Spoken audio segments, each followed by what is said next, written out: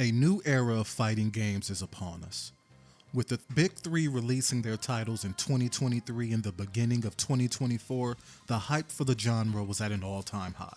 And during this hype, an indie studio that was purchased by Riot Games was busy assembling the building blocks to what has the potential to be a huge glow-up for the fighting game community. But what is the fighting game community exactly? What happened? It's looking like a marble match. Oh no. Yo. Oh, this is free. Oh, Let me see this. Oh. Tell him about himself. Tell him about himself. EX shoulder, roundhouse Tenko, and that spells defeat. Alpha 3 is your first team to play off against Team Japan. You can't touch me. You can't touch me.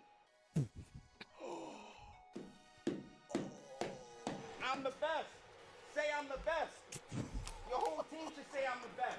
The aspect of the fighting game community that called out for me to be a part of it was the pure, aggressive competitiveness that naturally comes with the genre. Being present for the beef sets, the money matches, and just around the way shit talk reminded me so much of battle rap. You got a car oil funnel shaped body, bitch. Blanca from Street Fighter in the face body, bitch. Big T now that he lost weight body, bitch. You Ricky Lake body, bitch. I wish I found out how deep fighting games could get a lot sooner in my life, but I was too busy having a blast yelling in dudes' faces. While I was in my bubble of rhyme schemes and punchlines, I had no idea there was an entire community dedicating their lives to becoming the best players possible in their fighting game of choice. Let's cut the professional YouTube talk real quick. Ayo, I am so glad there's so many black players in the FGC that say nigga. If you peep my channel, you see all my videos cover the shooter genre, and holy shit, I get so many comments that say shit like, why do you say nigga so much? African Americans can afford PCs? Okay, I did laugh at that last one, but y'all get what I'm saying, right? Right? All right, back to the professional YouTube talk. Online play has recently become the norm in the FGC since COVID hit. With multiple weekly tournaments for high-level players to hone their craft, it is easier than it has ever been to get experience versus the top of the food chain. With online being so prevalent, a good netcode is the backbone for a fighting game to thrive. You can make one of the most fun fighting games on the planet, but if your online is garbage, that makes the game unplayable. I just alt F4'd. Fuck it, don't buy this trash. This is one reason why I believe 2XKO will be the beginning of a new era in the FGC. A small reason, but a very important reason. The Cannon brothers, Tom and Tony, are responsible for the seamless online play we have in fighting games today with the creation of GGPO. They are also founders of the most important annual fighting game tournament, the Evolution Championship Series, better known as EVO. The brothers were working on a free-to-play fighting game called Rising Thunder before being acquired by Riot Games to develop what would eventually become 2XKO. Announced under the code name Project L, a lot of the FGC was excited, and doubts of the online play were never in question due to the brothers' history. Exactly how it should be. Online play should never be an issue again. The only issue we need to solve now is niggas that play zoners.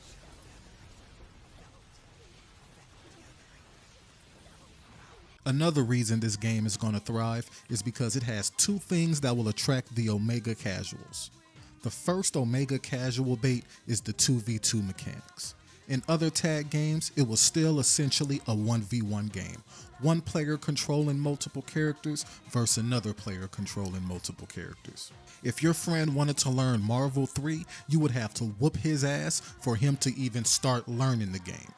In shooters, it's a lot easier to play with a friend that's new to the game because you're on the same team.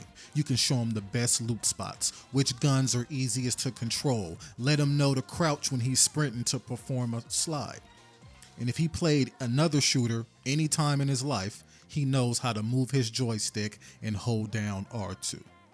This makes the introductory period a lot smoother than what a new fighting game player would experience. 2XKO changes that. Since it's 2 characters versus 2 characters, the devs made the decision to allow 1 player to control each character. So while your friend who knows fighting games is playing point, he can say things like, okay, after I do my sword and it slashes the opponent, I want you to hit your assist button. Now the new player has been introduced to use an assist against a human player. He understands what situation he needs to use the assist in, and if the person they're playing does something to beat it, he's now aware of counterplay. The second thing that will attract casuals has to be the easy inputs. If you're watching this and you come from League, the special move inputs they added to this game is equivalent to WASD being added to League for movement. I can't play League because of the click to move shit. It is very unintuitive for me, and I don't like it. The same way a lot of people tried to pick up fighting games but couldn't get past doing the inputs required to play the damn game. If you can't do a fireball or a DP motion, they're straight up characters you will never be able to play because their whole win condition is centered around these inputs. All I'm saying is, with it being free to play, that gives it a higher chance to go into the hands of a future prodigy. That's all I'm saying. And since it's free to play, we know there'll be tons of cosmetics, and I think we have a huge opportunity for some dope shit to be done. Beyond the champion skins, I'm talking super meter skins, health bar skins, UI overlays that change the way the game notifies you of what's happening in your match. I wouldn't be surprised if win screens were a part of the monetization. And I wouldn't mind it either, because it doesn't affect the gameplay at all and it's purely for style points. You want to play offline versus your IRLs but don't have all the characters unlocked?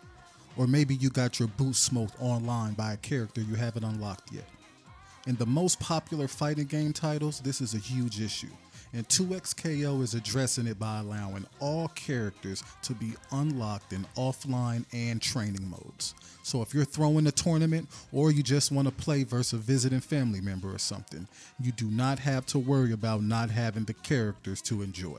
Tournament organizers will not have to purchase every single season pass to ensure that the players have their character and costumes of choice. This is an incredible W, and I sincerely hope this becomes a feature that, like good netcode, the community expects and will not tolerate it not being available. Now, there are some criticisms toward the game, not gonna lie, regarding how long it's taken for the game to release, and it only having 10 champions at launch, 4 of them being big body characters, and 9 of them being human, and 1's a robot. They're treating the robot like a human. He's a goddamn clinker. People want the characters they love from League in a new game. That's not on some card or auto battle shit. I understand, but hey yo, Brody, this game plans on being live for years and years to come. My kids will be adults and this game will still be up and running. We got enough time, my boy, I promise you. Now, if you are interested in trying 2XKO, I'll put a link in the description for you to sign up for the closed beta going live September 9th. PC only, but once the game launches, it will be on console as well. This closed beta will remain active until full release, so if you don't get in immediately, just be patient. You will get in, most likely. And once you are invited, you'll be able to invite 3 of your homeboys or homegirls. To be able to invite 3 friends, you must receive an invite directly from Riot. So if you were invited by a friend, you won't be able to invite anyone else. I do plan on taking the game pretty seriously. I did lose my job, so I will have a lot more time on my hands for a bit.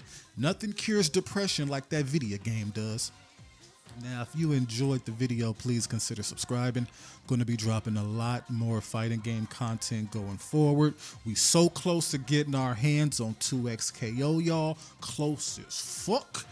I'll holla at y'all in the next one. Oh, I forgot to mention, fighting games also have the best commentary known to man. Look at this priest blessing this young thigh. Push it to the wall. Oh my God, stop on her. Grab her by the hair. That's a fucking wig, bitch. I know it is.